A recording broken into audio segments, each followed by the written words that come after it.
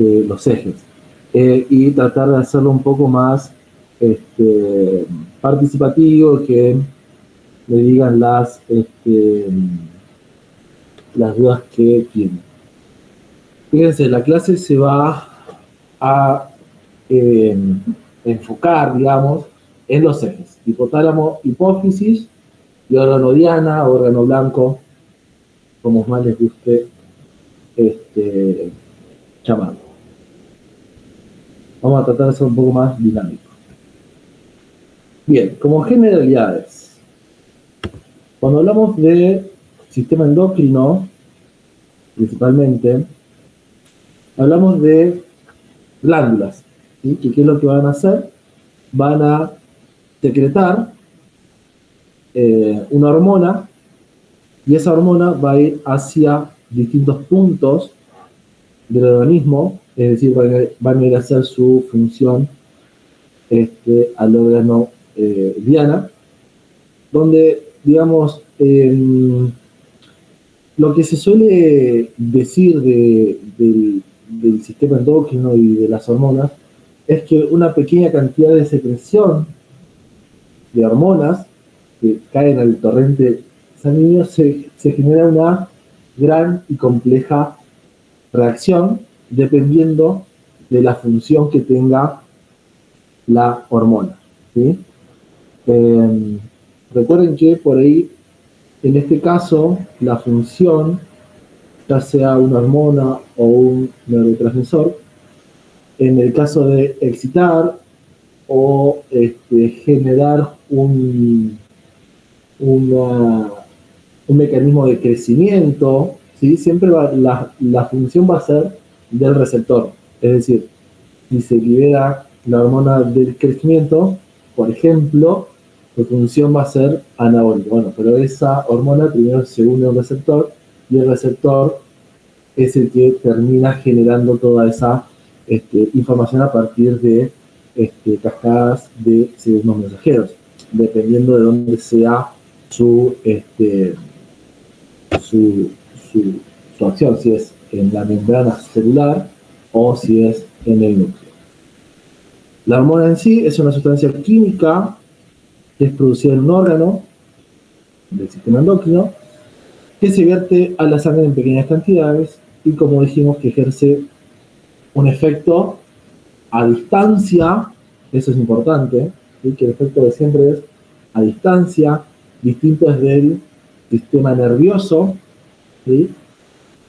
Que si bien las conexiones son una al lado de la otra, en cambio la hormona tiene que viajar por el torrente sanguíneo para ir a hacer acción a su órgano diana, ¿sí? Entonces, digamos, conceptualmente, el sistema endocrino es un conjunto de glándulas que está, digamos, reinado, si se quiere, por el hipotálamo, que va a generar las hormonas liberadoras, y posteriormente la hipófisis, donde se van a liberar estas hormonas. ¿Me siguen? Sí. Sí, profe. Bien. ¿Cuáles son las funciones? Bueno, varias. Las principales: respuestas adaptativas a situaciones de alarma. Por ejemplo, la liberación de qué hormona me va a generar por ahí. ¿El cortisol? El cortisol. ¿O te despertás? Perfecto, muy bien. Se utilizan para almacenamiento de energía, ¿sí? Por ejemplo, ¿cuál? ¿La insulina? La insulina, muy bien. De reproducción, que es lo que vamos a ver un poquito más hoy. Crecimiento y desarrollo, que esto fue lo que vimos en todos los prácticos que tuvimos de forma presencial. Y también le dan una constancia al medio interno. ¿Qué quiere decir eso, que le dan una constancia al medio interno? ¿Qué quiere decir? Más allá de que lo mantienen en un espacio, ¿no? Pero, ¿por qué creen que las hormonas mantienen esa homeostasis del medio interno.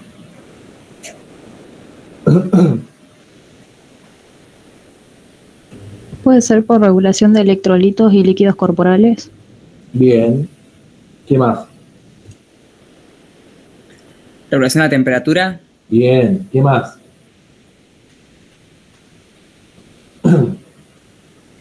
Entre ellos también son... No, dale. Las horas de sueño y de vigilia. Bien, perfecto.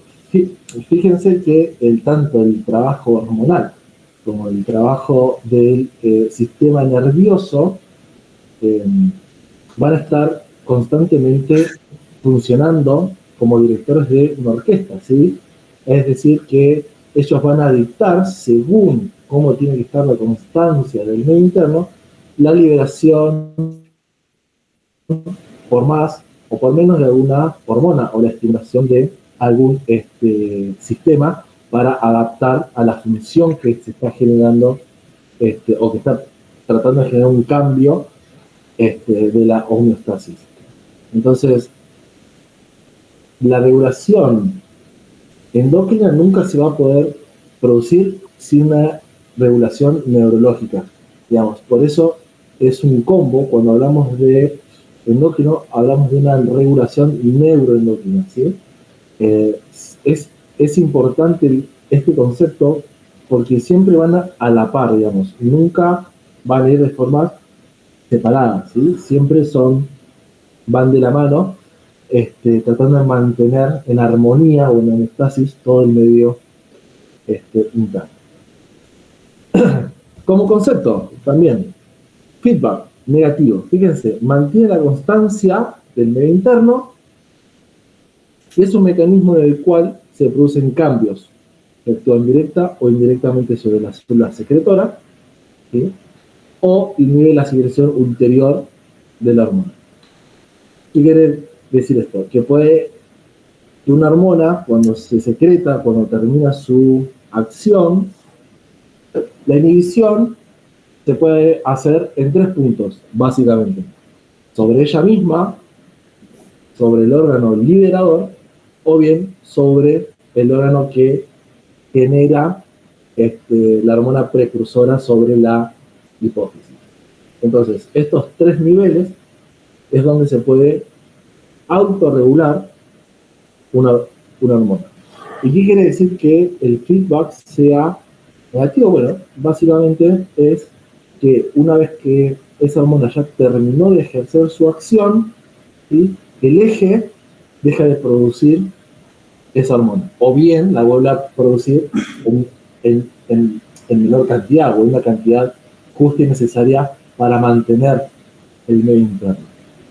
Totalmente contrario, ¿sí? Es el feedback positivo, donde en este caso hay un aumento progresivo de la secreción de la hormona, y eso va a generar que en el medio interno, ¿sí? El estímulo cada vez sea más intenso, sin tener un corte. Estos círculos, hay alguien que tiene el micrófono prendido y está haciendo un poco de ruido. Por favor, que lo tenga prendido, que lo apague. Entonces, fíjense que esto puede llegar a ser un círculo virtuoso, pero hasta determinado tiempo. ¿Por qué? Porque si este mecanismo de feedback positivo se mantiene durante el tiempo, ¿sí? Deja de ser un círculo vicioso y pasa a ser un círculo, deja de ser un círculo virtuoso y pasa a ser un círculo vicioso, ¿sí? Es decir, que este feedback, que era un feedback positivo, que era bueno, ¿sí? Deja de ser ese feedback positivo bueno y pasa a ser algo que puede llegar a generar daño, ¿sí? El ejemplo más claro puede ser el de la secreción de cortisol, ¿sí? El feedback de cortisol es un feedback negativo, ¿sí? Pero si ese feedback se vuelve positivo, la secreción constante de cortisol puede generar daños a nivel del crecimiento, a nivel del estrés, etcétera, etcétera, a nivel inflamatorio, ¿sí? Entre otras muchas funciones que tiene el cortisol. Entonces, siempre que se haga, en este caso, un feedback positivo, yo tengo que analizar qué tan positivo es ese feedback para mi paciente y tener claro cuándo ese feedback positivo se vuelve un círculo vicioso y deja de ser ese círculo virtuoso que me estaba manteniendo, digamos, la homeostasis del medio interno. ¿Me explico? Sí. ¿Se entiende eso? Sí, profe. Profe,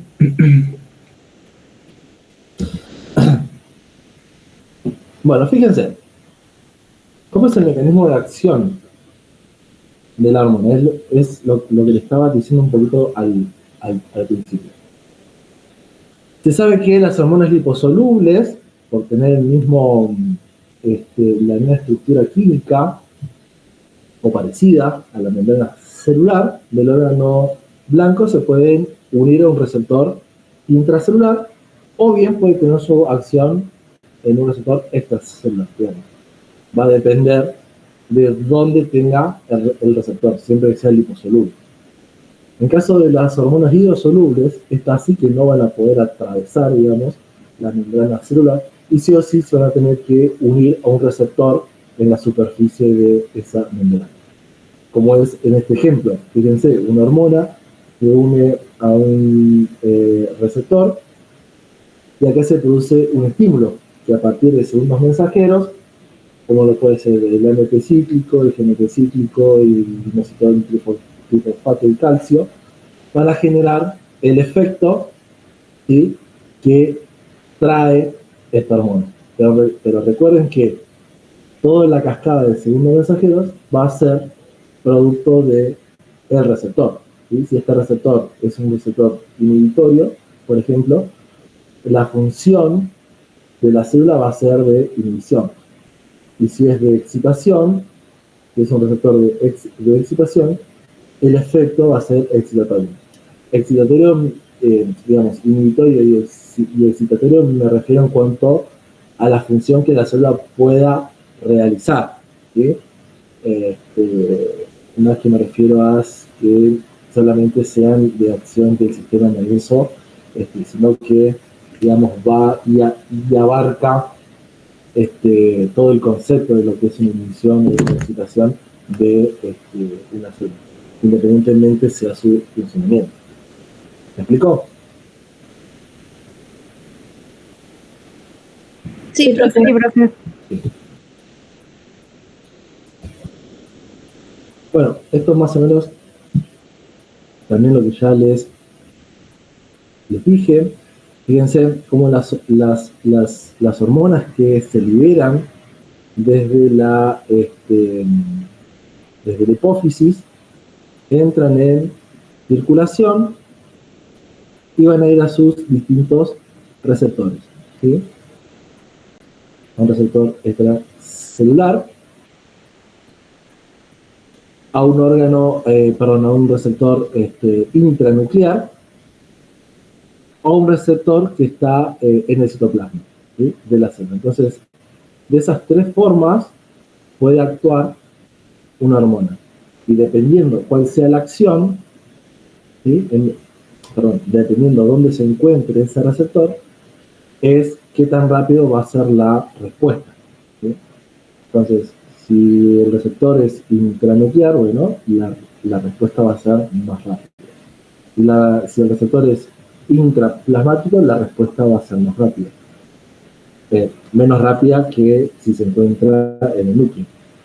Y si el receptor está en la membrana plasmática, bueno, la respuesta va a ser un poco más lenta, pero va a haber una respuesta inmediata.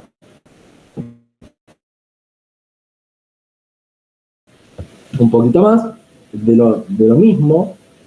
Fíjense, tenemos una hormona, en este caso, que tiene un receptor en la membrana celular, ¿sí?, acoplado a una proteína G. Y fíjense que en este caso va a ser una función, digamos, que genera una respuesta positiva, si quiere, dentro de la célula. ¿Para qué? Bueno, para generar una respuesta, en este caso, positiva, ¿sí? Cuando digo positiva me refiero a que la acción de la célula va a ser, como si, a ver, como si fuese, como magnificar, digamos, su función. Esto es importante, la participación del calcio, ¿sí? Porque activa enzimas para que ayuden a catalizar aún más rápido la respuesta de la célula. Y obviamente toda la cascada de los segundos mensajeros para que la respuesta enzimática celular sea más grande, que se duplique, si se quiere, dependiendo de la acción de esa enzima.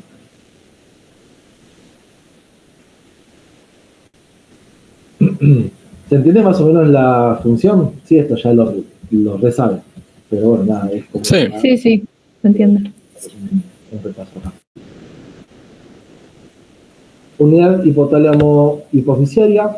Fíjense que el hipotálamo regula las funciones esenciales para la supervivencia del individuo. En este caso, como les dije una vez, es el director de la orquesta, es quien decide qué hormona liberadora va a secretar, y de esta forma la hipófisis es quien va a obedecer ese comando y posteriormente va a liberar la hormona para que vaya a ser absorcionada la hormona diana. Integra aferencias externas del medio que lo rodea e internas, ¿sí? ¿Cuáles son las aferencias externas que puede detectar el hipotálamo?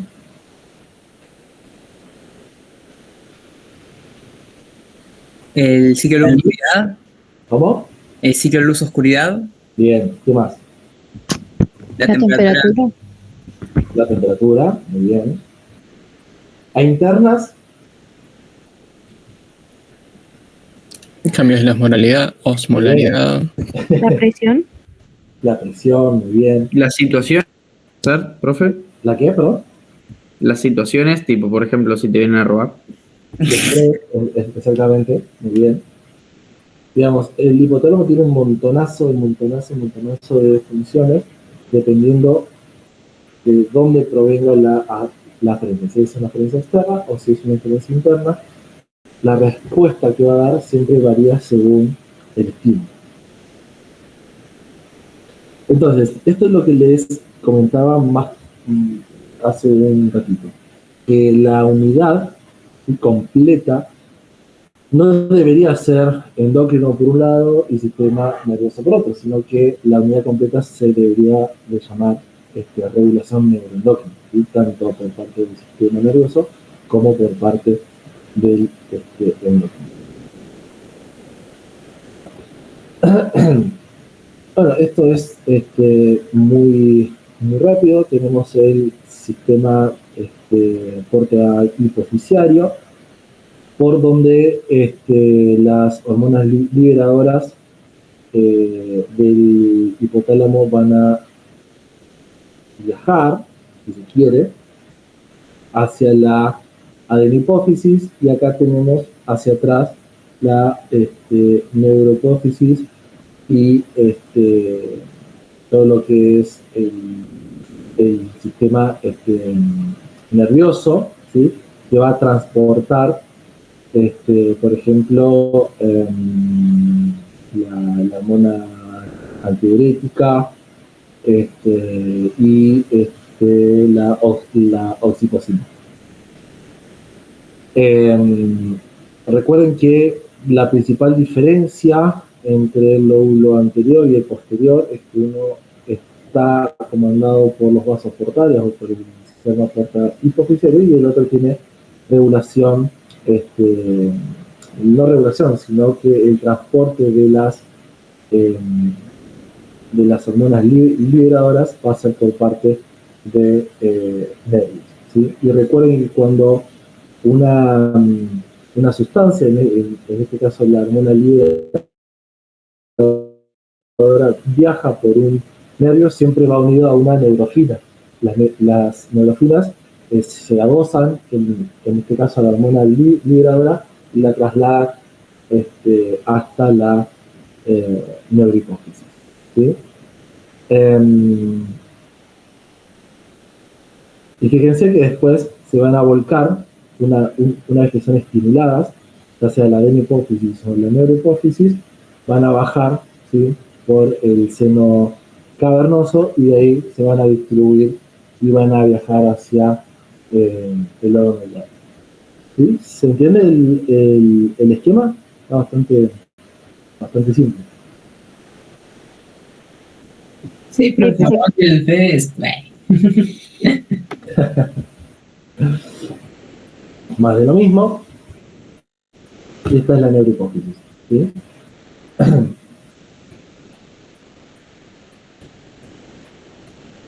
Bien, las hormonas hipotaláricas, también llamado hormonas hipotróficas, pero hormonas hipotalámicas es mucho más simple.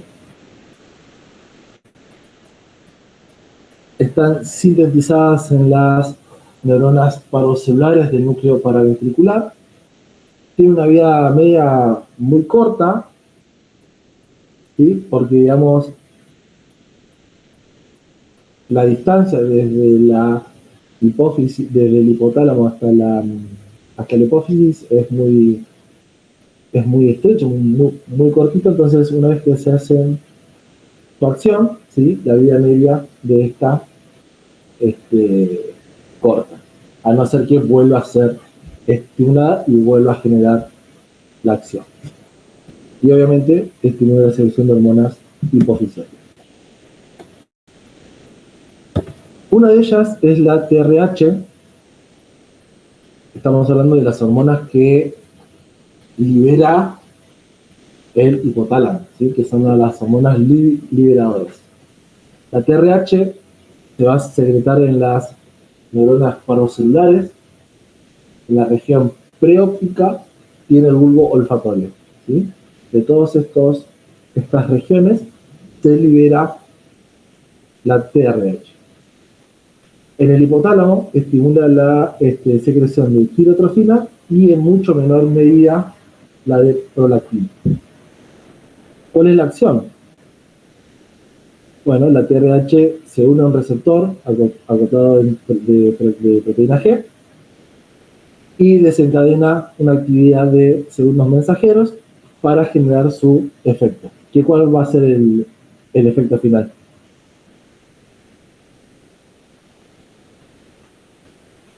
Liberar TSH. Exactamente. ¿Sí? Esto sucede a nivel de la hipófisis. ¿Sí? La CRH se secreta en las neuronas parocelulares y en el núcleo supraóptico. Su función es la liberación de adenocorticotrofina. Participa en diversos procesos como tales la memoria, el control de la ingesta, pero principalmente en conductas y emociones. La disminución de la liberación de esta hormona precursora está se está investigando sus causas más que nada a través de la depresión. ¿Sí? Y ahora más adelante, cuando veamos el eje de la adrenocorticotrofina, vamos a volver sobre este tema. La acción es básicamente siempre la misma. Un receptor está en la membrana, cascada de segundos mensajeros, y genera su efecto. La LHRH o GNRH se secreta en el núcleo acuoso y medio basal, ¿sí?, siempre hablando del hipotálamo. ¿Cuál es su función? Bueno, estimulación de la liberación de la LH y la FSH, la folículo estimulante y la leukinizante. ¿Sí? El efecto es el mismo, o sea, la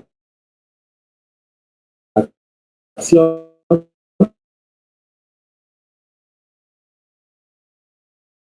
es igual se secreta principalmente de núcleo 4, controla junto a la somatostatina la secreción de la hormona del crecimiento, ¿sí? Ya estudiamos esta un montón. Y la acción de la GHRH y de la somatostatina, pero la somatostatina principalmente sobre la hipófisis, va a ser su función también en la hipófisis, pero es liberada por el hipotálamo. Entonces, una vez que se libera y llega a la hipófisis, tiene la misma acción que sus consecuencias. La GHIH, esta es una hormona que inhibe a la hormona del crecimiento, se secreta en el núcleo 4, en el paraventricular y en el hipotálamo anterior, y tiene una síntesis pero muy pequeña a lo largo del tubo digestivo, ¿sí?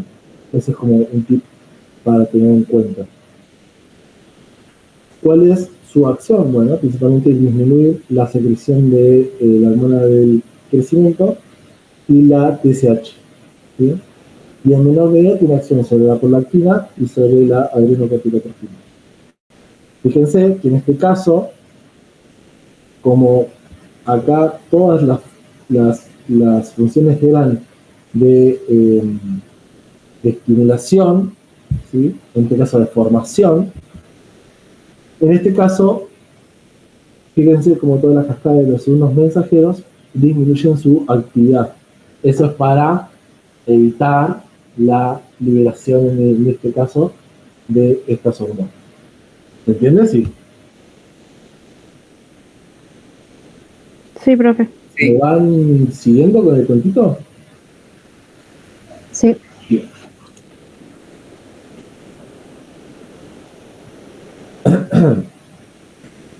Bueno, fíjense, esto es más o menos lo que hablamos del feedback, ¿sí? Tenemos el hipotálamo, donde tenemos las hormonas hipotalámicas, las hormonas liberadoras, que esta, digamos, acelera la acción para que en la adenohipófisis, en este caso, se liberen todas estas hormonas. Pero cuando las hormonas ya están en la periferia y ya cumplen su función, el freno se hace o sobre la adenohipófisis o sobre el hipotálamo. Pero como concepto general, las hormonas hipotalámicas van a acelerar las respuestas o van a acelerar principalmente la secreción de las hormonas que se van a liberar de la adenohipófisis. Cuando estas hormonas llegan a la periferia y ejercen su función, van a generar un stop en la producción de esa hormona o en la liberación de esa hormona. ¿Se entiende? Sí. Bien. Bueno, fíjense, tenemos por un lado la adenohipófisis y por otro lado la neurohipófisis. ¿Cuáles son las hormonas que se liberan? Bueno, tenemos en las células alfa de la adenohipófisis que se va a liberar la hormona del crecimiento. En las células beta se va a liberar la TSH. En las células gamma se van a liberar la ACTH. Y en la célula tita se va a liberar la folículo estimulante y la leutina. ¿Cuál es el órgano diana? Bueno, la GH es las células en general durante el crecimiento. Las células tiroideas, ¿sí?, que van a liberar la activacina. La CTH sobre la corteza suprarrenal, donde se va a producir la liberación de corticosteroides. Y la FSH y la LH sobre las gónadas, donde se va a producir la liberación de estrógenos, de progesterona y de testosterona. Fíjense que el feedback que hay entre ellas, ¿sí? Por eso vimos los prácticos todos mezclados. Es decir, no vimos todo un práctico de hormona de crecimiento, no vimos un práctico de poder TSH, un práctico de ACTH. En este caso, eso lo hacíamos antes, pero después, y creo que está bueno, tanto los prácticos de crecimiento como de metabolismo se fueron mezclando, ¿sí? Como de reproducción, porque en realidad todas las acciones están de alguna manera u otra asociadas entre ellas. Fíjense, por ejemplo, el crecimiento actúa sobre el metabolismo, ¿sí? Que también la reproducción, acá falta una flecha, que la reproducción también, a ver si la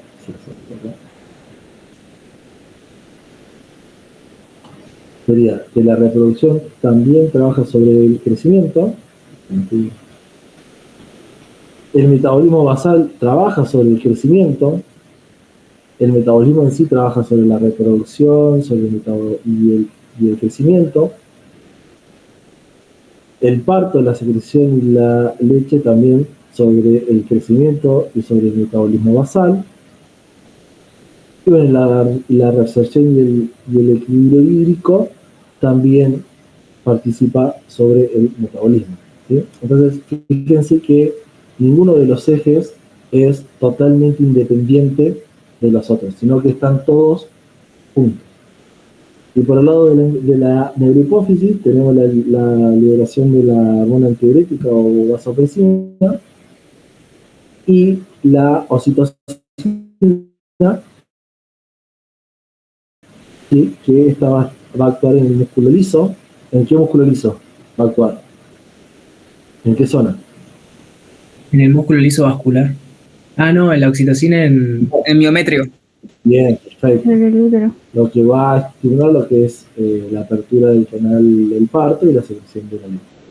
Y la vasopresina acá tiene dos funciones porque tiene dos receptores distintos, que acá no está contemplado, pero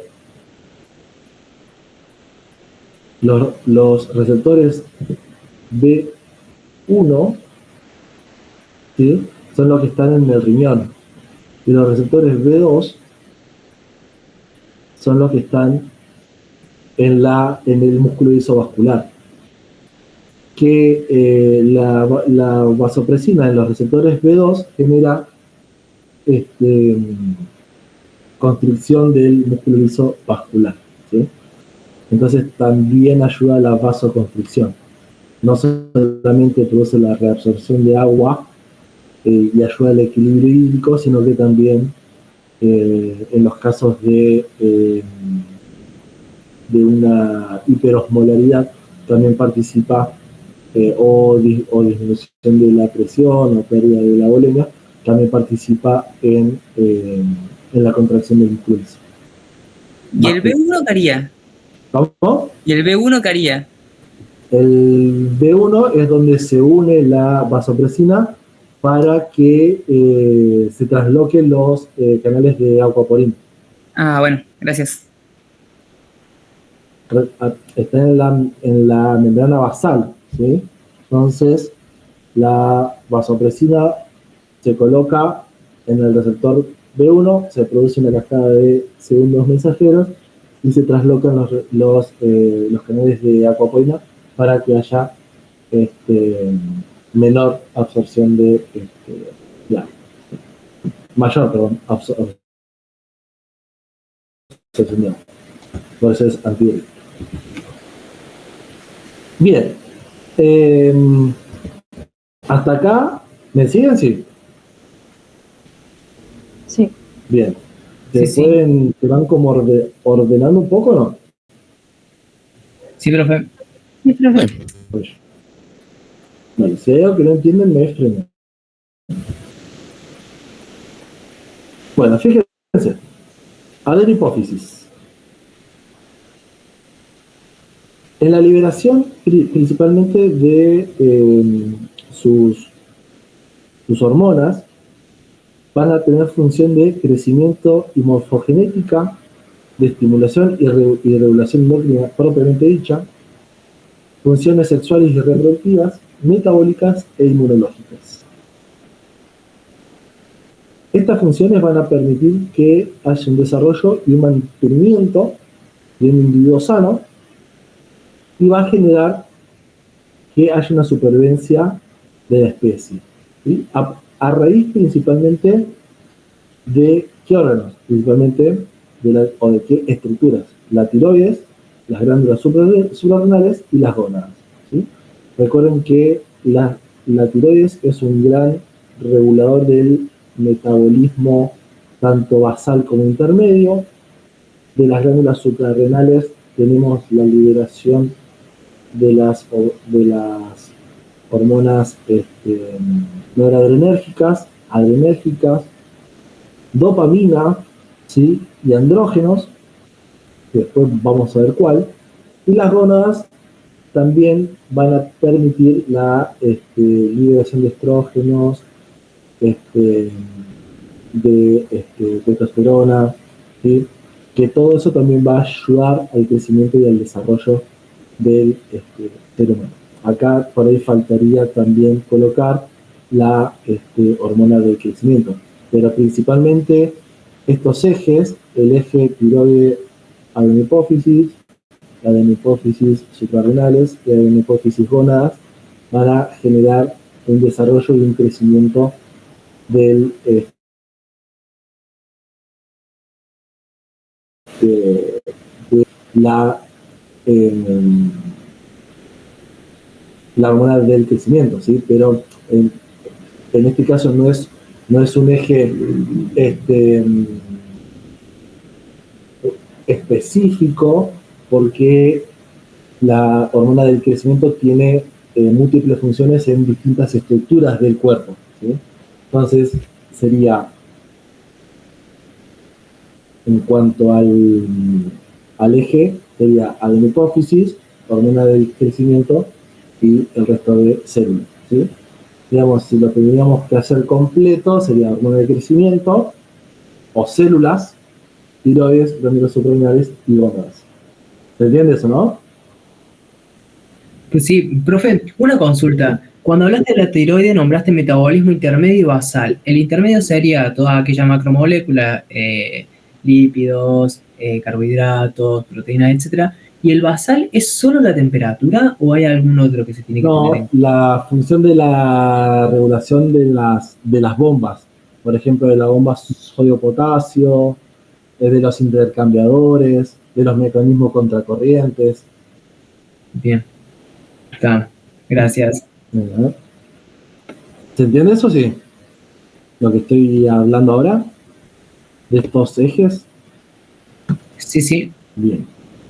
Insisto, no está el eje de la hormona del crecimiento porque no tiene un órgano específico, sino que va a diferentes células. Por eso no lo puse acá.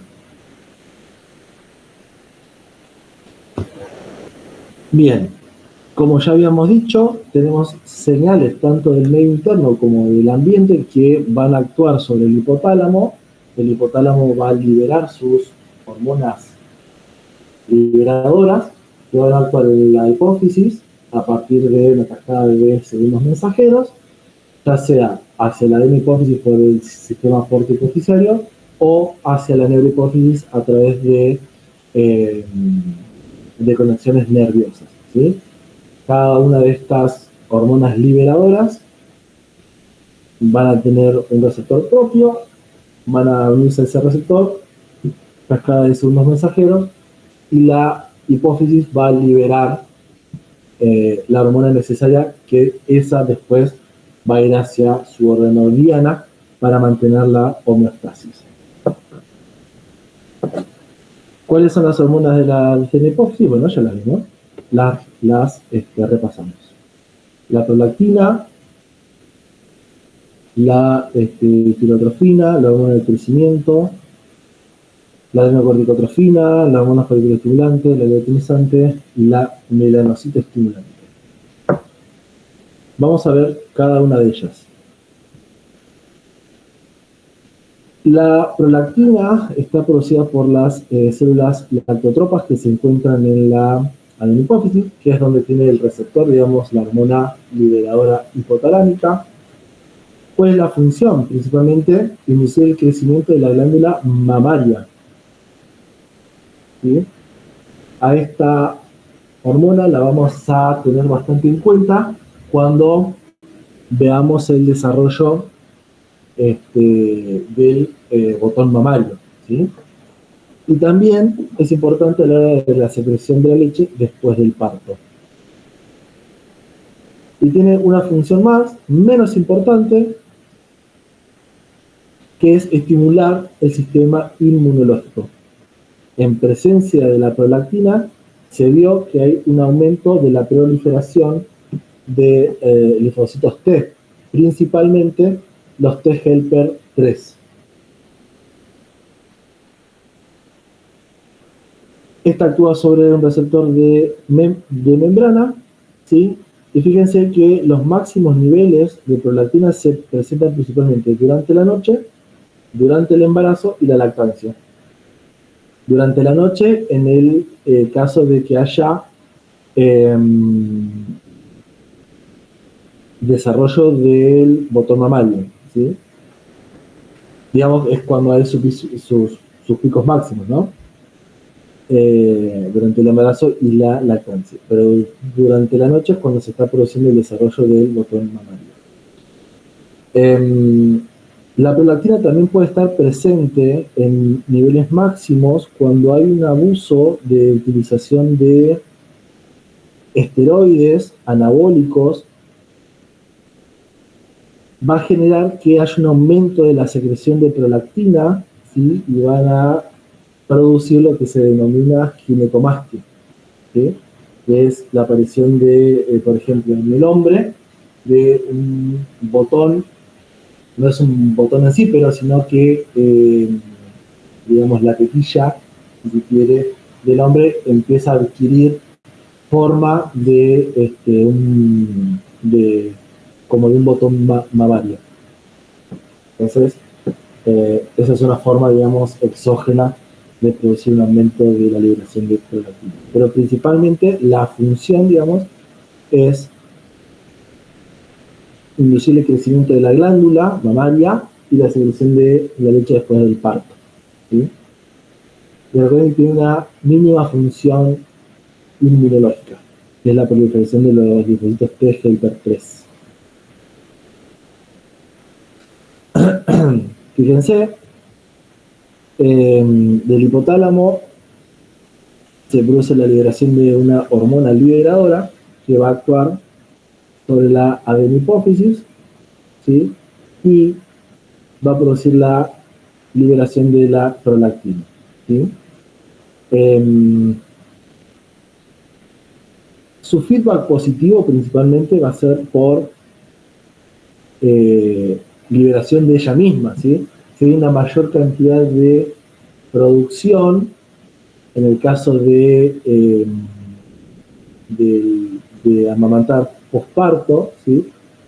La actividad de la prolactina va a ser bastante prolongada, ¿sí? En este caso el feedback es positivo, ¿sí? Porque está actuando o perdura su acción en el tiempo mientras se está produciendo, mientras se está generando, mejor dicho, la leche, ¿sí? Fíjense que una de las sustancias que puede llegar a inhibir esta actividad de la prolactina es la liberación de la dopamina, y tiene efecto sobre la inhibición de la prolactina, y el aumento, ¿sí? Digamos, que se siga secretando, va a ser por culpa del estradiol, del estrés, del ritmo circadiano, pero principalmente producido por el reflejo de succión del recién nacido. Otras sustancias que pueden mantener la secreción de la prolactina es la hormona liberadora de la TSH, la oxitocina, la angiotensina 2, la sustancia P y los opioides. ¿Sí? Que estén presentes estos mecanismos de estimulación para la liberación de la prolactina no quiere decir que sea siempre así. ¿Sí? No es que cada vez que se produzca la función de la angiotensina 2 va a haber liberación de prolactina, no. Solamente lo que se encontró es que cuando hay niveles por arriba de los valores fisiológicos de angiotensina, de sustancia P o de opioides, se produce la liberación de la prolactina. En cambio, cuando se produce el reflejo de succión, que es una función fisiológica estimulante del recién nacido para amamantarse, bueno, ahí sí el feedback positivo se va a mantener constantemente de la prolactina para la producción de la leche materna. ¿Sí? ¿Se entiende el eje? Sí, profe. Sí, profe. ¿Sí? Una consulta. ¿Qué Sí. serían los opioides? ¿Son esas sustancias psicoactivas y eso o nada que ver? No, vos tenés opioides, o sea, las podés adquirir de dos formas. Opioides endógenos, ¿sí? Como las encefalinas, por ejemplo, o exógenos, ¿sí? El consumo de, por ejemplo, heroína, el consumo de fentanilo, y esos sí son opioides potentes, exógenos. La prolactina tiene una acción, digamos, indirecta con el placer, ¿sí? Con la estimulación del bienestar, ¿sí? Pero en grandes concentraciones, si no está liberada para su función principal, que es la de amamantar, ¿sí?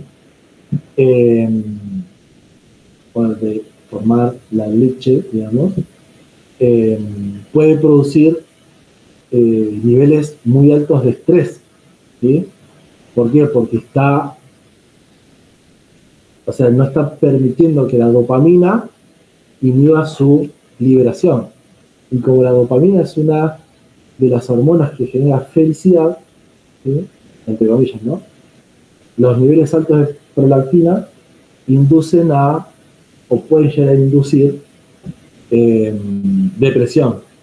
Muchas veces la depresión postparto se debe principalmente a que hay elevadas concentraciones de prolactina en sangre. ¿Sí?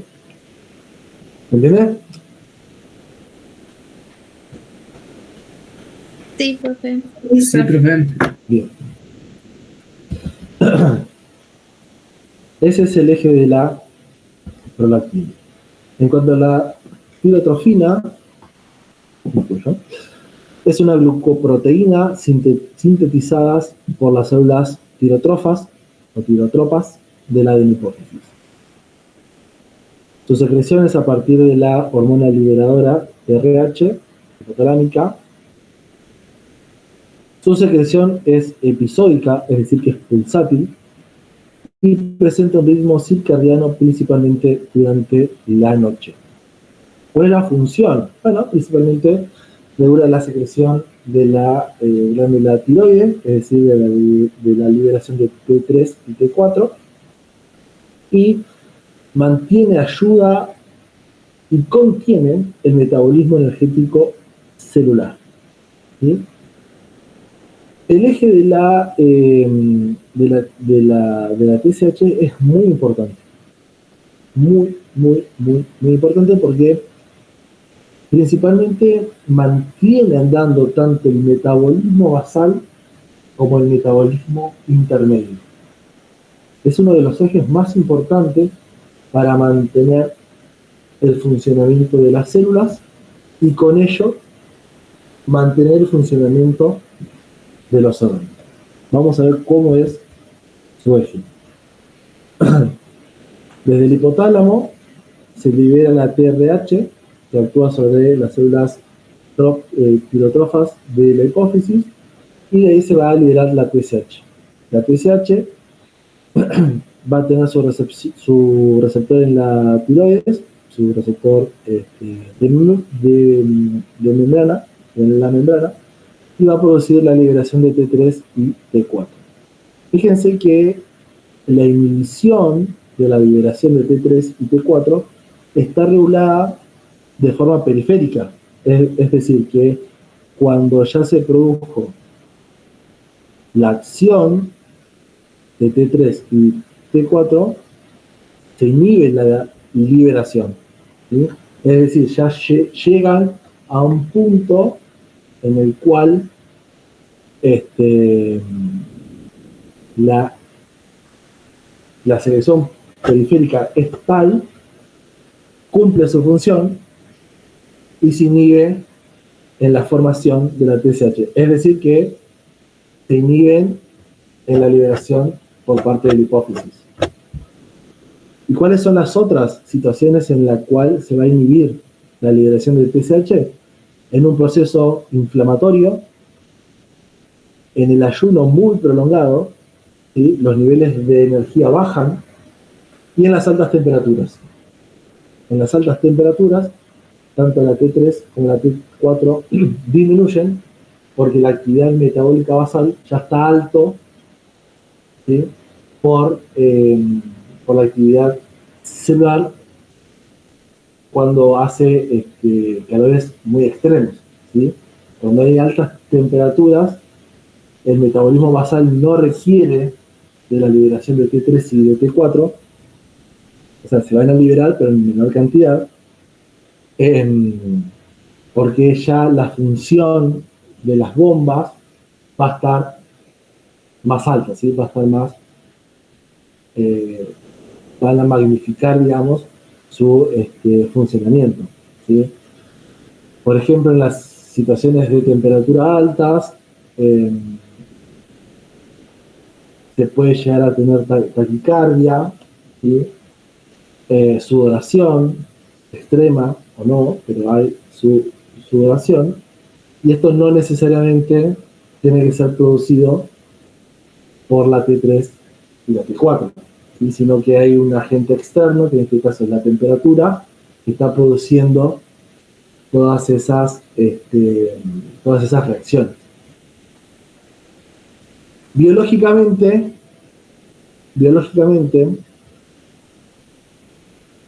¿cuál de las dos hormonas que libera la tiroides tiene mayor relevancia? ¿La T3 o la T4? ¿La triiodotironina o la tetratironina?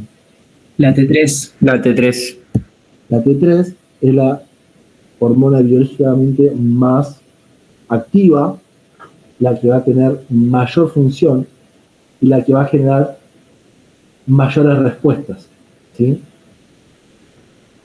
Tengan en cuenta que todo el eje hipotalámico,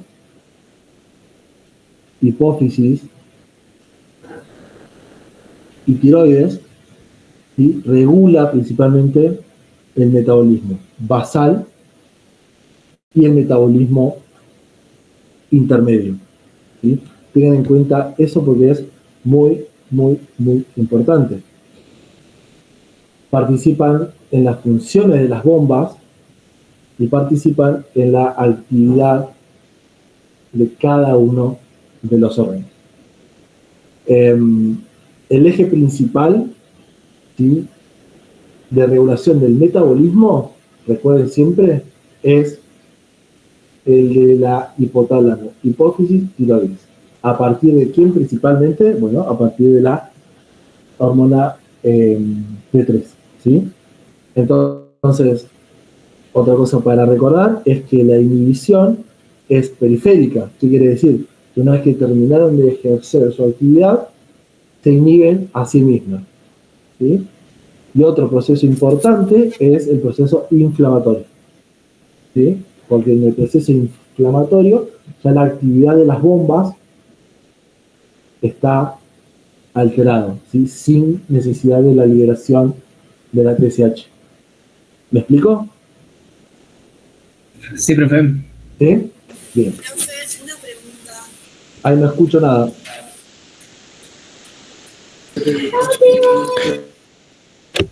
Escribilo en el chat Se lo escribo en si el chat, querés. que alguien me lo lea, por favor.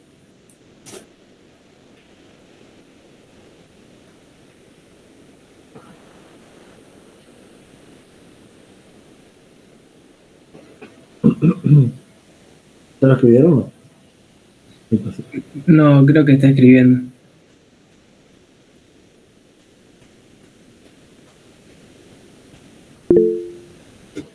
Dice, ¿la inhibición se da solo por la T3 o por la T4 también? principalmente por la T3. Principalmente por la T3, que es la que mayor actividad biológica tiene. También la que está en mayor proporciones, ¿o no? Totalmente, sí. Ah, yo pensé que la que estaba en mayor proporción en sangre era la T4 porque tenía incluso una mayor vida en el recorrido. ¿Cómo, perdón? Que yo pensé que la que estaba en mayor proporción en sangre era la T4, que después cuando se unía al receptor, bueno, cuando se unía a las células, Sí. dentro de las células se transformaba en T4, en T3. En T3. Por eso, digamos, la mayor actividad biológica es de forma de T3 y no de T4. Porque la T3 ya, digamos, no necesita sufrir una modificación como si lo sufre la T4 para producir su acción biológica. Ok, gracias. Bien, hormona de crecimiento. Esta la voy a pasar rápido porque ya la hemos visto el hartazgo. Es una hormona proteica sintetizada por células somatotrofas de la adenopófisis, sintetizada principalmente a partir de la GHRH. Su secreción es mayor cada 2 o 3 horas.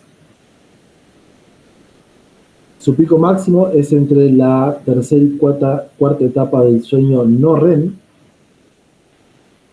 ¿Qué es el sueño no REM? Sería el sueño en estado profundo. Es el sueño que no tiene movimientos Exacto. rápidos de ojos. Exactamente. Y esto se produce mayormente durante la adolescencia. Actúa sobre receptores de membrana y la función principal, bueno, promueve el anabolismo proteico, multiplicación celular y crecimiento óseo. Es algo que ya hemos visto un montón. Fíjense, este es el eje hipotálamo, hormona liberadora que actúa sobre la hipófisis, y de la hipófisis que produce la liberación de la hormona de crecimiento o somatotrofina.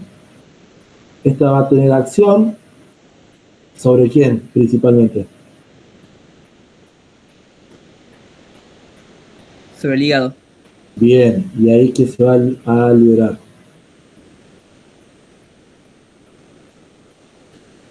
Factor de crecimiento generar insulina tipo 1. Bien, y este va a actuar sobre todos los órganos que van a generar crecimiento. ¿Quién produce o quién estimula la liberación de la hormona del crecimiento? Bueno, las hipoglucemias, la obesidad, la desnutrición, el estrés y el ejercicio. Y todas estas van a generar un feedback positivo sobre la liberación de la hormona del crecimiento. Y el feedback negativo, ¿sí? Fíjense que se da sobre el hipotálamo, sobre su hormona liberadora.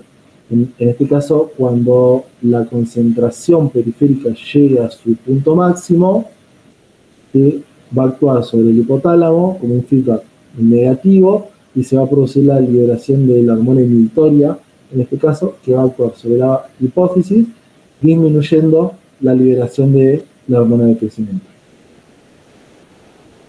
¿Se entiende?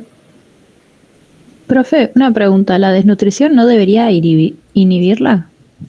No, ¿por qué no la inhibe?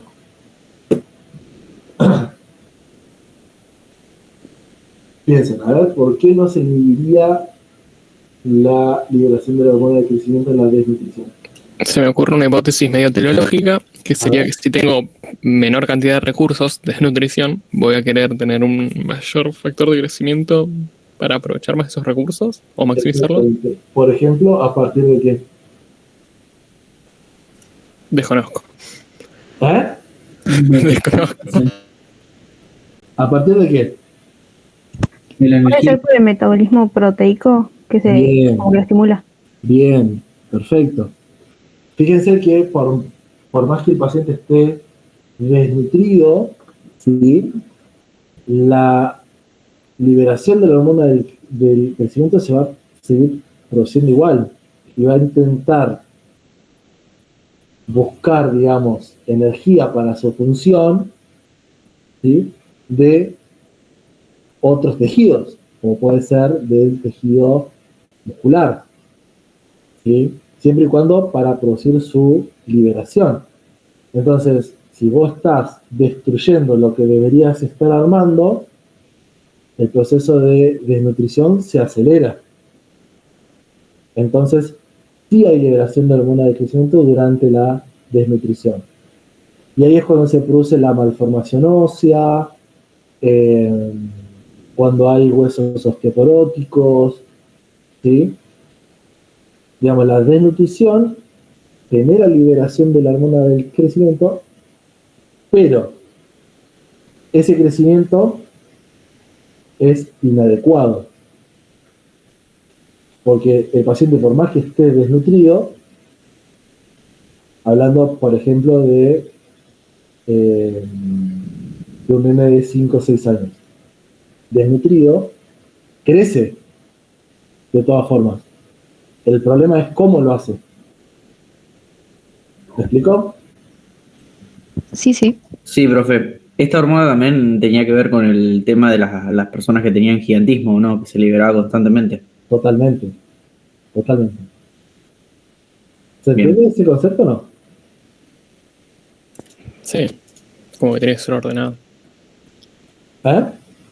O sea, como que tiene que ser ordenado el nivel de secreción o la concentración de secreción de la hormona de la GH, porque si no van a haber problemas. O sea, tanto Claro. si es de más como de menos. Exactamente. Exactamente. Digamos, uno para crecer necesita nutrientes. Si esos nutrientes no están, la hormona de crecimiento se libera igual. Digamos, no le importa. Ella lo que sabe es de crecimiento, nada más. Ahora, si a vos te faltan los materiales,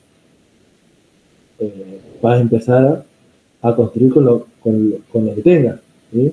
Por ejemplo, si yo quiero hacer una pared, yo voy a ir a construir esa pared. Pero si no tengo ladrillos, empiezo a poner piedras, ¿sí? Y la construcción de esa pared, ¿cómo va a estar? Deforme, ¿sí? Va a estar débil. ¿Me entiendes? ¿La analogía? Sí, Sí. sí. Bien.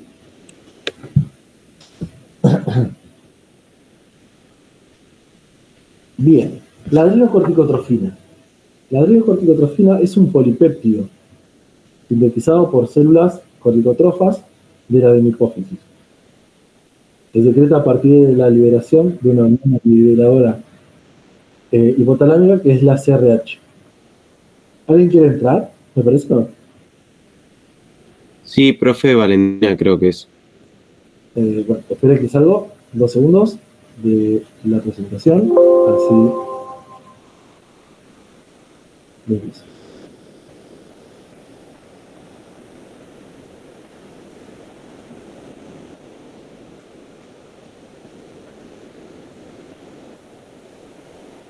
Bien, dijimos que se producen a partir de la secreción de la hormona liberadora de la hipófisis y que va a hacer acción sobre las células corticotropas de la adenohipófisis. ¿Cuál es su función? Regula y mantiene la estructura y función de la corteza suprarrenal. Actúa en los islotes Langerhans, generando la secreción de insulina y en las células de la médula suprarrenal generándose generamos síntesis de catecolaminas. Entonces, fíjense que la ACTH tiene muchas funciones. ¿No inhibía la secreción de insulina? ¿Cómo? ¿No inhibía la secreción de insulina? ¿La ACTH? Sí, ¿y yo qué dije? ¿No dije Ah, eso? es que como no veo ni un más ni un menos, asumí nomás. Pero eso lo habíamos charlado, por eso no lo puse. O sea, Bueno. en los prácticos. Pero bueno, sí. Inhibe, digamos, la secreción de la insulina. Y en la médula suprarrenal estimula la síntesis de catecolaminas. Entonces, como decía, tiene varias funciones. Por un lado, mantener la estructura de la corteza suprarrenal y por otro lado, disminuir la secreción de insulina y estimular la síntesis de catecolaminas. Catecolaminas, ¿a qué le llamamos? ¿Cuáles son las catecolaminas? ¿Eh? Aquellos componentes amínicos que son como la noradrenalina, la adrenalina, la dopamina, Bien. la serotonina, no sé si libera. También, sí, perfecto. Entonces, adrenalina, noradrenalina, dopamina y serotonina.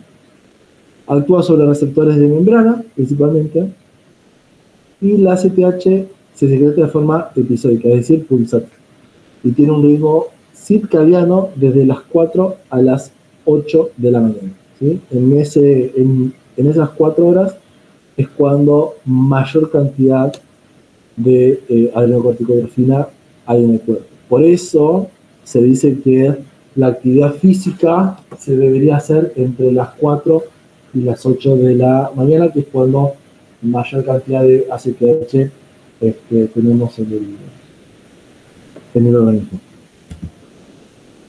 ¿Cómo es el eje? Bueno, principalmente, como ya dijimos, desde el hipotálamo se va a producir la liberación de una hormona liberadora, hipotalámica, va a actuar sobre la hipófisis, va a liberar ACTH y esta va a ir hacia la corteza suprarrenal, que es donde se encuentra su receptor. Y de acá podemos ver que va a actuar sobre la liberación de cortisol, de andrógenos, y vamos a hacer foco acá ahora, y libera aldosterona. Fíjense que la inhibición, en este caso, se va a hacer de forma periférica, a nivel de la hipófisis, y también a nivel de hipotálamo. Entonces se va a inhibir la hormona liberadora del hipotálamo, y sobre la hipófisis va a producir la inhibición de la liberación de la ACTH. ¿Cuáles son los factores que van a estar permanentemente estimulando la liberación de ACTH? Bueno, las concentraciones elevadas de glucocorticoides, por ejemplo el cortisol, el estrés y la inflamación. Fíjense que cuando nosotros tenemos un componente de estrés, un componente inflamatorio, va a producir que la acción sobre el hipotálamo sea la liberar, nuevamente la hormona liberadora que va a actuar sobre la hipófisis y va a generar que la ACTH tenga nuevamente su función sobre la corteza suprarrenal y volver a liberar endocortisol, andrógenos y aldosterona. Fíjense que cuando sufrimos de estrés, tenemos concentraciones elevadas de cortisol, que si bien tiene una acción antiinflamatoria, en un exceso de liberación del cortisol, produce inflamación. Cuando tenemos estrés, la liberación de andrógenos puede disminuir la libido, y cuando tenemos estrés también tenemos mayor retención de líquido debido a que la liberación de aldosterona está en su pico máximo.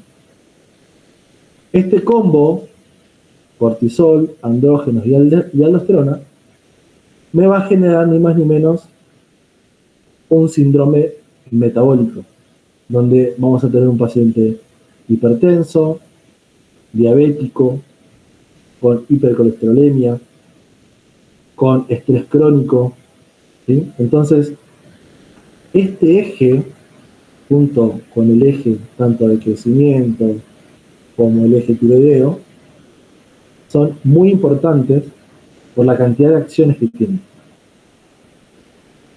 ¿Me explicó? Sí, profe. Bien.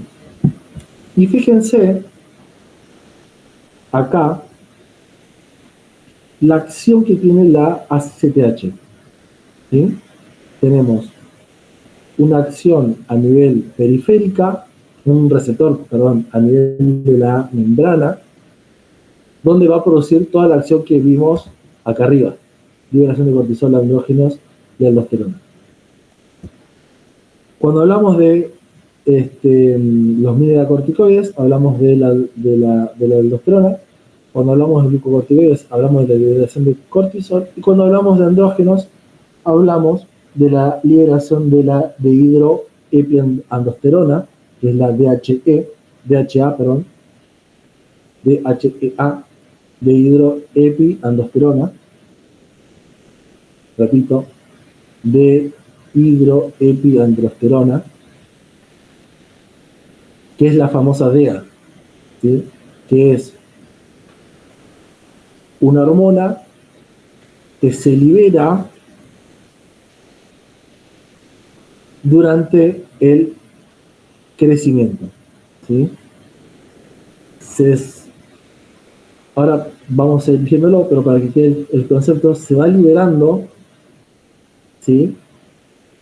Y va generando la diferenciación de los caracteres sexuales hasta antes que se produzca la pubertad, ¿sí? Entonces, la liberación androgénica de la corteza suprarrenal es muy importante para el desarrollo sexual en los primeros años de vida. Ahora, cuando veamos el eje de reproducción, lo vamos a ver un poco más en profundidad. Pero tengan en cuenta que la dehidroepiandosterona tiene funciones de formación de los órganos, de diferenciación de los órganos sexuales antes de que el niño o la niña llegue a la pubertad, ¿sí? Más allá de la liberación de la aldosterona y del cortisol, la DEA es muy importante para la diferenciación de los órganos sexuales. Y para hacer un correlato clínico más, y paso de filmina, cuando tenemos liberación, mucha cantidad de cortisol, hay estimulación del sistema nervioso simpático que actúa sobre la glándula suprarrenal, produciendo más liberación de glucocorticoides y menor cantidad de liberación de DEA, ¿sí? La inhibición de la liberación de DEA produce, como ya les dije, disminución de la libido, pero también en grandes cantidades produce disminución de la libido, ¿sí? Tiene las dos caras. Si está muy abajo, disminuye la libido. Si está muy arriba, disminuye la libido, ¿sí? Entonces, digamos, tiene esas dos facetas. Siempre tiene que estar en un nivel justo de concentración a nivel del sangre. Muchos fisiculturistas se inyectan directamente DEA porque es una hormona liberadora tanto de testosterona como de estrógenos, ¿sí? Por eso la liberación es previa a la pubertad. Pero lo que hacen los fisiculturistas es inyectarse DEA para que haya liberación o mayor producción de testosterona en ese caso. Y así evitar la inyección de testosterona pura, ¿sí?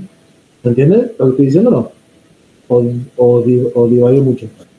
¿Se entiende? ¿Sí? Bien. Tengan este concepto claro para cuando veamos ahora este eje.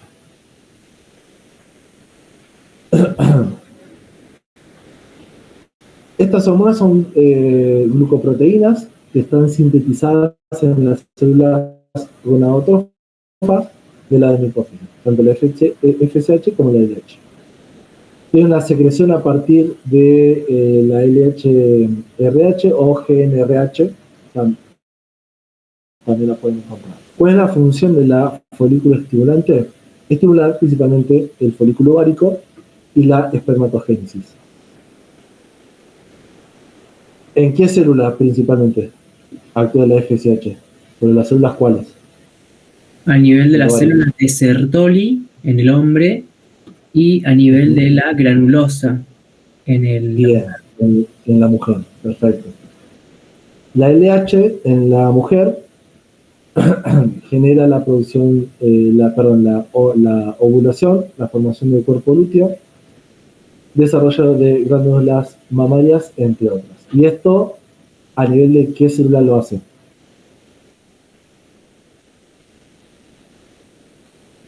A nivel de las células de Leydig en el hombre y en la mujer en la de la teca. Bien, perfecto, muy bien. ¿Sí? Tengan en cuenta eso siempre, porque siempre es pregunta de final. No sé por qué, pero les encanta preguntar eso. En hombres va a generar la producción de testosterona. Así que anótense eso. Bien, fíjense toda la cantidad de estímulos que tiene este eje, ¿sí? La LHRH va a generar su acción sobre la adenohipófisis y va a liberar la folículo estimulante y la leucokinasante. Como ya dijimos, cada una de ellas va a hacer acción, ¿sí?, sobre sus células específicas, ya sea en el hombre o en la mujer, para producir la producción o de estrógenos o de testosterona, ¿sí?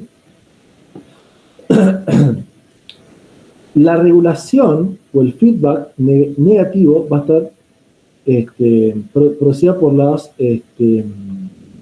los tejidos periféricos, ¿sí? Una vez que llegan a su concentración máxima, lo que se genera es una inhibición de la liberación de la hormona liberadora por parte del hipotálamo.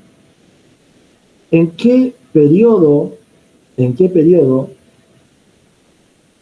este circuito se vuelve un circuito vicioso? Digamos, un círculo y se transforma en un feedback positivo. Antes de la ovulación. Antes de la ovulación, perfecto. Una vez que ya se produce la ovulación y la menstruación, ¿sí?, ya el ciclo o el feedback positivo debería dejar de producirse, ¿sí? Fíjense que en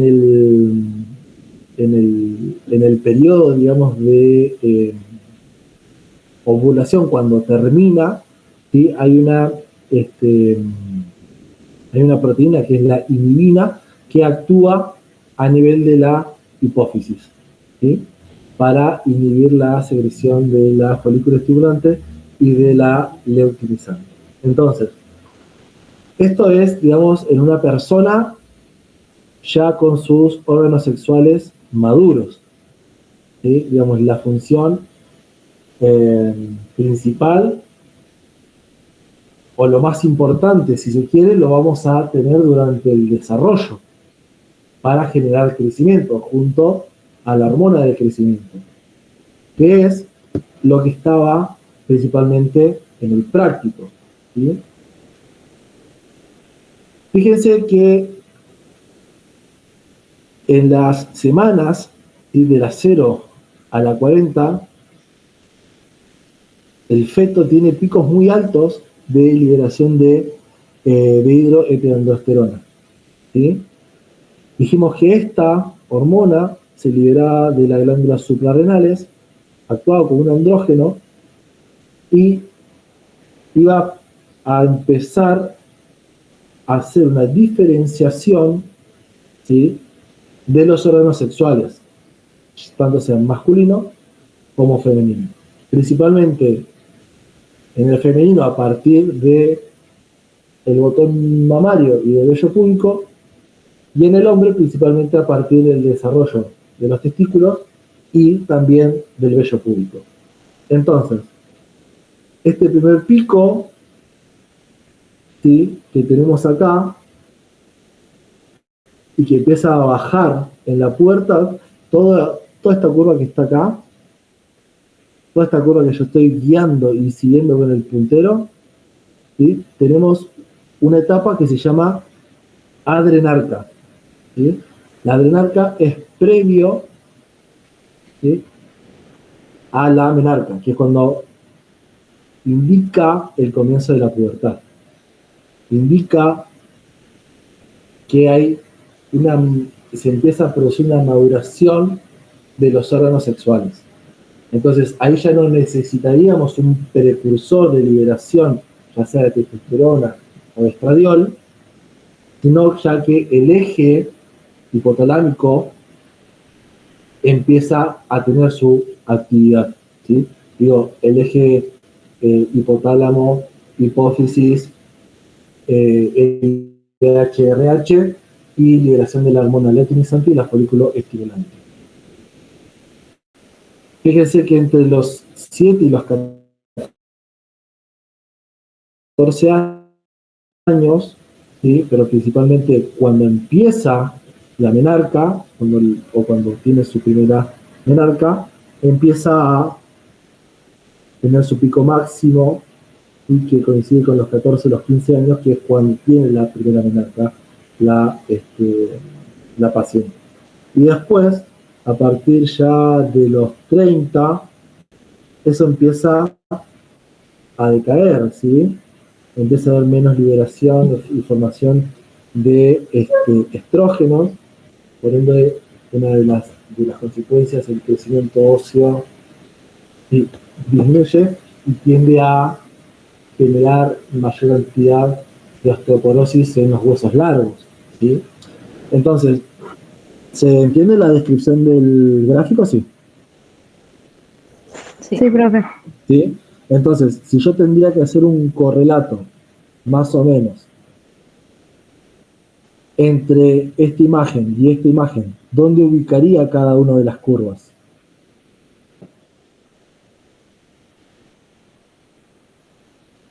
¿En qué etapa de la telarquia o de la pubarquia yo haría una correlación entre este gráfico y esta imagen? La telarquia, que es, digamos, en el estadio de Turner número 2, aparece el signo del botón mamario a partir de los 8 a los 12 años. Bien, o sea que lo tendríamos más o menos por acá. Claro, previo sería el estadio de Turner número 1. Que cuando empieza a aumentar. Claro, primero tenemos una diferenciación de los órganos y después ya tenemos la formación, ¿sí? ¿Y en qué parte de la curva encontraríamos un estadio 5, digamos? Porque fíjense que acá aparecieron recién los botones y después se va produciendo el desarrollo de la areola y después, digamos, el busto en sí. Y fíjense acá de costado cómo se va desarrollando el busto. Yo por lo que entendí, la maduración, digamos, más o menos de las mamas, no sé si será así, pero por lo menos lo que había leído en su entonces era de los 16, 17 años más o menos. Bien, digamos en este rango, que entre acá y acá, ¿sí? Al igual que el desarrollo del vello púbico, ya sea en el hombre y en la mujer, ¿sí? Pero si ustedes lo pueden asociar con este gráfico, ¿sí?, que es lo que pedía el punto, digamos, van a tener una mayor visualización, si se quiere, de el paso a paso del desarrollo tanto de la telarquia como de la pubarquia. ¿Se entiende? cuál es el concepto del día y la importancia que tiene y de dónde viene? Sí, profe. Sí, Todos entendieron eso, ¿verdad? Porque ese era lo importante del práctico, que no vimos. Sí, profe, se entendió. ¿Sí? Bien. ¿Y el eje? ¿Se entendió también? sí, profe. Gracias. Sí, sí.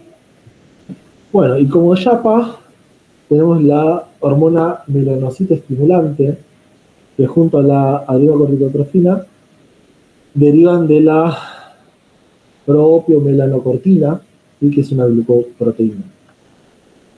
La función es estimular la dispersión de gránulos de melanina en los melanocitos y estimula principalmente la pigmentación de la piel. ¿Sí? Cuando tenemos pacientes con vitíligo, ¿saben lo que es el vitíligo? Sí. Sí, es cuando pierden esa capacidad de los melanocitos, ¿o no? Exactamente. Los melanocitos tienen una mala dispersión, ¿sí? Entonces hay zonas en la piel donde la pigmentación se vuelve mucho más clara que a su alrededor, ¿sí? Suelen ser esas manchas bien blancas que si se observan alrededor, ¿sí? Hay una correlación muy distinta entre la piel y esa pigmentación que queda sin cubrir de melanocitos.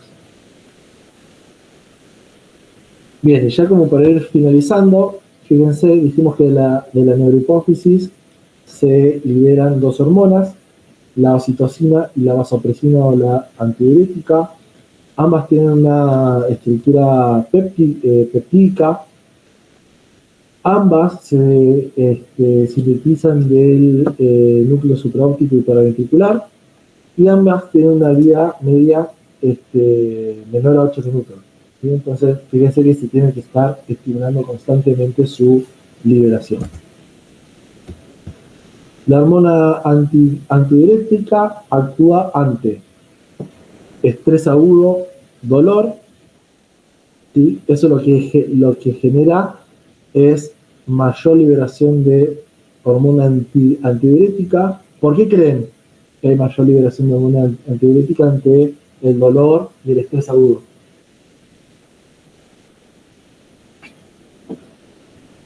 Porque se está preparando para una posible pérdida de sangre. No, en ese caso habría hipovolemia. ¿Pero qué es lo que sucede? Porque se estimula la inflamación, ¿o no? No, Inflamación local. no. Fíjense, estrés agudo, dolor. ¿Qué pasa? ¿Cuál es la respuesta fisiológica ante el dolor?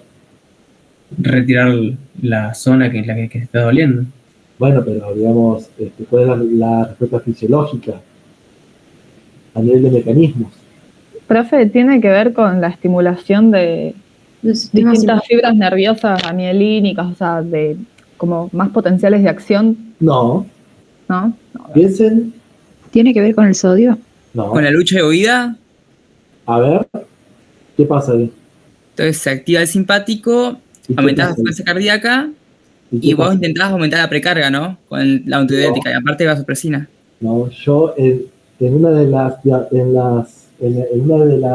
diapositivas les dije que cuando se producía la liberación o el aumento de tal, había activación de la hormona antidiurética. Cuando nosotros tenemos dolor, ¿sí? Se activa una descarga adrenérgica con liberación de noradrenalina y adrenalina.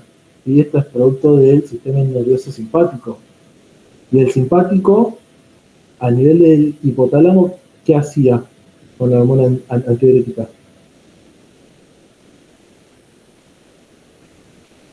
La estimulaba. Estimula su liberación, ¿sí? Entonces, por eso hay liberación de hormona antidiurética ante el dolor o el estrés agudo. En caso de hipovolemia, el sistema renina-angiotensina aldosterona va a ser quien va a producir el estímulo en su secreción. Cuando hay disminución del volumen plasmático y de la presión arterial, lo captan los receptores y esa información es enviada hacia el hipotálamo para que se produzca la secreción de la hormona antidiurética, o cuando hay aumento de la osmolaridad plasmática, en casos de deshidratación, pérdida de diuresis, sudoración, etc.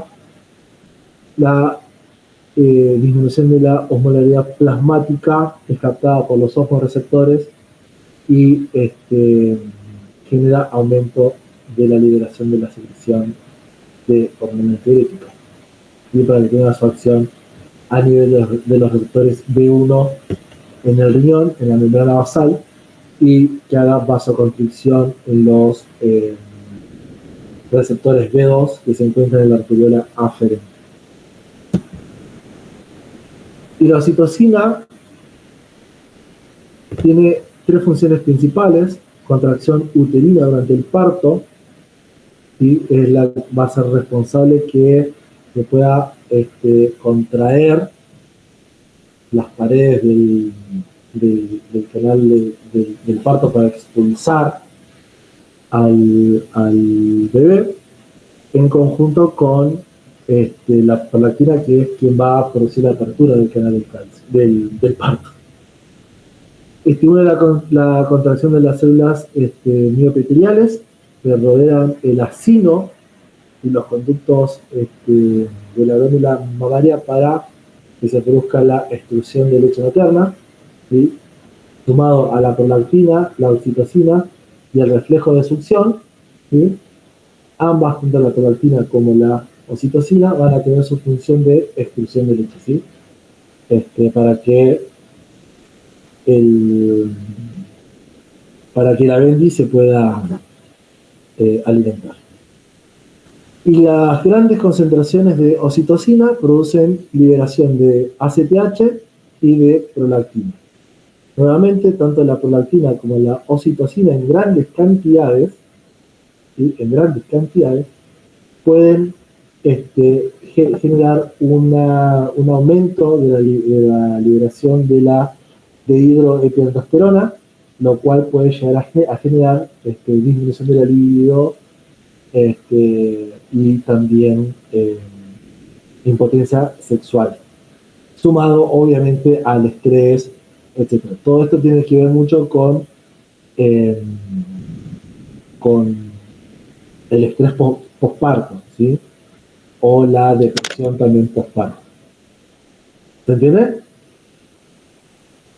Sí. Sí. Profe, esta hormona, o sea, el aumento de prolactina y oxitocina, entonces sí genera aumento de la liberación de dihidroepiandrosterona, también sería como el causante de que, no sé, las mujeres embarazadas por ahí tengan como más pelo, ¿puede ser? Sí, totalmente. Le da rasgos, a ver, el consumo exógeno de DHA o de DEA en las mujeres puede causar hirsutismo, que es mayor cantidad de pelo, digamos, en el cuerpo, y modificaciones en la voz. Yo te quería preguntar, profe, si tenía algo que ver con el tema, por ejemplo, en los varones de la ginecomastia, por ejemplo. Sí, totalmente, sí. Sí, era lo que explicaba hoy más temprano. Fíjense que cuando se produce la liberación, con la distinción del cuello uterino o el reflejo de succión, esto es un estímulo sensitivo, ¿sí? Que viaja por el haz espinotalámico lateral, ¿sí? Y produce la liberación de la secreción de oxitocina. Cuando hay una hemorragia intensa, estrés o hay aumento de los niveles de estrógeno, también se produce la liberación de oxitocina.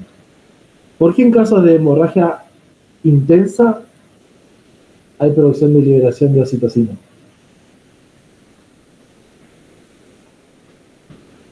¿Porque es un vasoconstrictor? Porque es un poderosísimo vasoconstrictor. Exactamente. Y bueno, fíjense que el estrés posparto, o el estrés patológico, va a generar liberación de oxitocina o el aumento de los niveles de estrógeno, en el caso, por ejemplo,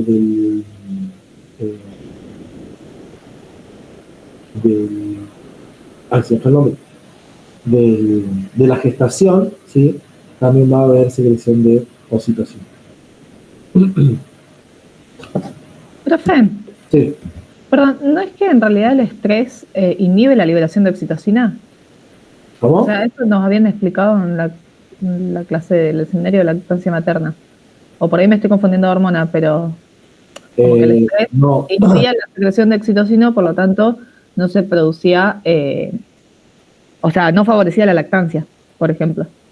Pero, a ver, cuando hablamos de estrés patológico, ¿sí? No es lo mismo que el estrés producto de, ¿cómo se llama? Del estrés posparto. En el estrés patológico, donde se produce grandes cantidades de liberación de cortisol, por ejemplo, hay una leve participación del cortisol en la liberación de oxitocina. Ahora, cuando es un estrés posparto, ahí sí la secreción de oxitocina baja y la secreción de prolactina baja, ¿sí? Pero es momentáneo, digamos, no es como si fuese un estrés patológico crónico. Yo acá lo puse como un estrés crónico patológico. ¿Y qué efectos tendría, o sea, el estrés patológico aumentando la secreción de oxitocina, o sea, en el cuerpo? Puede ser hipertensión arterial, por ejemplo, disminución de la ¿Por la libido. vasoconstricción? ¿Cómo? ¿Por la vasoconstricción? Exactamente. Puede producirse también, bueno, disminución en la libido, puede producir también aumentos de las concentraciones de sodio, pero no por acción directa sobre el riñón, sino por acción indirecta sobre la osmolaridad plasmática. Tiene muchas funciones, Nosotros las que vemos son muy poquitas, pero pueden producir varias funciones cuando hay un proceso de estrés, digamos, netamente patológico. Por eso digo que no es lo mismo el estrés posparto, que suele ser hasta, no quiero decir fisiológico, pero es algo que la persona puede cursar, a un estrés, digamos, ya instaurado patológico. No sé si queda claro la diferencia entre uno y otro. Sí. Gracias. Bien. Bueno. Profe, no, tengo una duda. ¿Volverías una diapo para atrás? Sí. ¿Esa o otra más? Una más. Bueno, viste que la antidiurética. Sí. ¿Me dirías de vuelta la relación de retroalimentación positiva con el estrés agudo y el dolor? Que se baja sí. con el cerebro. Vos cuando tenés dolor, tenés descarga adrenérgica. ¿Sí? ¿Producto de quién? Del sistema nervioso simpático. El simpático, a nivel del hipotálamo, produce liberación de la hormona antidiurética. Está bien. ¿Se entiende? Simpático. El simpático, exactamente. Bien. Chicos, ¿se entendió más o menos? Era algo bastante rápido, sin entrar en gran detalle, porque si no voy a estar hasta pasado mañana si me ponía a contarles cada detalle de todos los ejes, pero la idea era que más o menos tengan una orientación hacia lo que tienen que leer y lo que tienen que ver. ¿Se entendió la última parte del práctico, digamos, donde están las imágenes del trabajo práctico? Sí. ¿Sí? ¿Y la clase en sí? Sí, profe. Bien. ¿Sí? ¿Se entendió más o menos? Sí, estuvo buena para ayudar a cerrar y a sintetizar un poco también. Bien. Bueno, si los ayudó a ordenarse un poco, mejor, quiero que quede claro más o menos endocrino. ¿Quedó claro el endocrino? Sí, profe. Sí, quedó bastante claro. ¿Sí? Bueno. Consulta, ¿pasás el PowerPoint? Sí, se los paso. Ahora se los paso. Gracias. Nada, fíjense más o menos la estructura del PowerPoint, hacer más que nada énfasis en las acciones y recuerden tratar de ir relacionando los ejes, ¿sí? Porque todos los ejes tienen relación. Fíjense que cuando les fui dando la clase siempre fui tocando varios ejes juntos. Si bien les decía uno solo, pero traten de ir mezclándolos, porque por ejemplo en lo que es crecimiento, tanto el eje, bueno, obviamente hipófisis adrenal, hipófisis tiroideo, hipófisis y liberación de la hormona del crecimiento, digamos, son varios ejes que describen crecimiento solo, ¿sí? Entonces, pueden ir tocándolos, viéndolos. Recomendación, tengan una estructura como les di yo, y después, bueno, vayan leyendo un poquito más a fondo y un poco más certero cuáles son los mecanismos y después los cruzan, ¿sí? Insisto, en vez anterior está bastante simple. La gran mayoría de los gráficos, de estos últimos gráficos, los saqué de ahí porque están bastante entendibles aparte. Así que, nada, bueno, si se entendió, joya. Ha sido fructífero. Otra cosa, el jueves que viene, perdón, este jueves, para los que se integraron más tarde, recuerden que el jueves sí hay clases. Lo voy a recordar en la semana en los que tienen que tomar agua y los que no tienen que tomar agua, igual para los chicos del viernes. Pero el jueves la idea es, quieren que repasemos estado ácido base, que por ahí queda medio colgado también, quedó colgado del año pasado, digo. Sí, profe. Porfa. ¿A qué hora sería eso, profe? Misma hora que hoy. Si yo estoy. ¿Que el viernes no tenemos y tenemos el jueves o cómo es? No, sí. El viernes vas a tu práctico normal y el jueves a la tarde-noche, como hoy a las 8:30, 9 menos cuarto, nos juntamos todos y repasamos estado hacia base. Ah, buenísimo. ¿Sí? Y la semana que viene, la idea es el martes repasar, no sé, nervioso. Sí, profe, porfa. Inmune también estaría un poco bueno. Y nos faltaría ver el inmune, que no vimos nada. Pero podríamos hacer así este martes y el jueves, y el martes y el jueves que viene. Sí, profe. ¿Sí? Buenísimo. Si vos estás, si podés. Sí. Me acomodo para estar a esta hora. Bueno, entonces, última vez que lo pregunto. ¿Se entendió? Sí. ¿Ordenaron mejor? Sí, profe. Bien. Muy bueno. Bueno, chicos, Sí, profe, muchas nos gracias. vemos en la semana. Gracias, profe. Muchas gracias,